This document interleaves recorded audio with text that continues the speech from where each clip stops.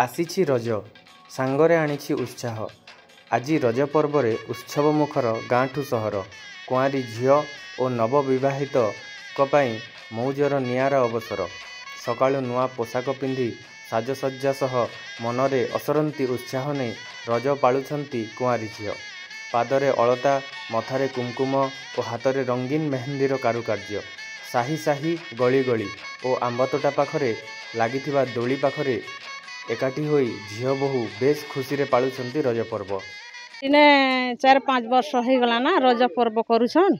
झियो माने सब सजबाज होई कर आसन, दोली फोली आमे सजे सुजा देसु आ पोड़ो पिठा घरे तैयारी कर देसु आ मिठा पान मिठा सब तैयारी करी देले से झियो माने कृष्ण राधा कृष्ण बना जासी, से मान के पूजा करा जासी आ बंधा पणा करी करी से मान के मिठा मुठी खुआ खुई करी करी झियो माने सब दोली झूला झूली आरंभ करसु।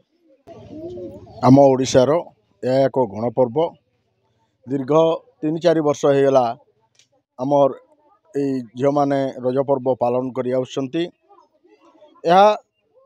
समाज को सुशिक्षा दवापाई यार मूल लक्ष्य। ए वर्ष प्रथम थर करी पिरामल फाउंडेशन कर्मकर्ता आसी ये झील मान को उत्साहित करने सहित अनेक लोक रजर शुभेच्छा जन एणु आमे फाउंडेशन को धन्यवाद दौचु। आम अंचल तो सेमती विशेष प्रभाव नहीं, तथापि आम भेला ग्राम पंचायत अधीनस्थ कृष्णा ग्रामर ग्रामवासी और झील मान द्वारा यह 3-4 वर्ष है पालित हो आसुअछि। For more updates, please subscribe to our channel and press the bell icon.